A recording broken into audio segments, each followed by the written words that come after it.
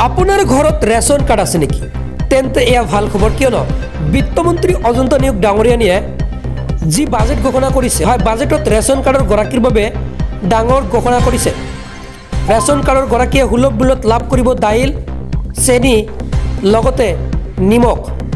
হয়, অহা অক্টোবৰৰ পৰা কম দামতে এই সামগ্ৰীবোৰ লাভ কৰিব।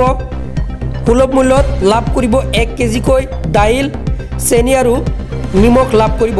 5 জনতকৈ অধিক সদস্য থাকিলে অতিৰিক্ত 1 কেজি দাইল লাভ কৰিব।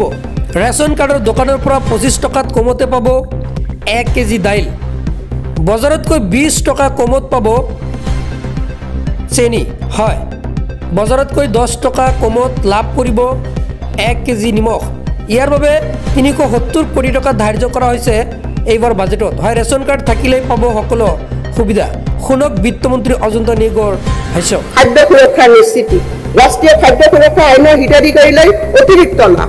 মহোদয়, ৰাষ্ট্ৰীয় খাদ্য সুৰক্ষা আইন NFSA 2013 অধীনত ৰাজ্যৰ 84% গ্ৰাম্য লোক আৰু 60% নগৰীয়া লোকলৈ খাদ্য যোগান ধৰা হৈছে।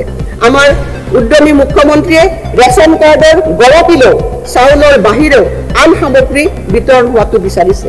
অতি উৎসাহেৰে মই ঘোষণা কৰোঁ যে এই বছৰৰ অক্টোবৰৰ পৰা আমি ৰাষ্ট্ৰীয় খাদ্য সুৰক্ষা আইনৰ সকলো ৰেচন কাৰ্ডৰ গৰাকীলৈ ৰাজ সাহায্যযুক্ত হাৰত 1 কিলোগ্ৰাম মচুৰ দালি, 1 কিলোগ্ৰাম চেনি আৰু 1 কিলোগ্ৰাম নিমখ যোগান ধৰিম।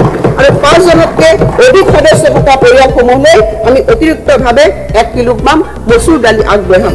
আৰম্ভণিতে মই প্ৰতি কিলোগ্ৰাম মচুৰ দালিত 25 টকাকৈ, প্ৰতি কিলোগ্ৰাম চেনিত 20 টকা আৰু প্ৰতি কিলোগ্ৰাম নিমখত 10 টকাকৈ ৰাজ সাহায্যৰ প্ৰস্তাৱ কৰিছোঁ। প্ৰতিটো সামগ্ৰীৰ মূল্য সূচাংকৰ ওপৰত ভিত্তি কৰি ৰাজ সাহায্যৰ হাৰ ভিন্ন হ'ব আৰু আমি লগতে সুলভ মূল্যৰ দোকানসমূহলৈ আনুষংগিক কমিশ্যন আৰু পৰিবহণ ব্যয় আদায় দিম। এই পদক্ষেপে প্ৰতিটো পৰিয়ালে সুলভ মূল্যত প্ৰয়োজনীয় পুষ্টি পোৱাটো নিশ্চিত কৰিছে আৰু ইয়াৰ বাবে মই এই বছৰৰ বাজেটত অতিৰিক্তভাৱে 370 কোটি টকাৰ আবণ্টন দিছোঁ।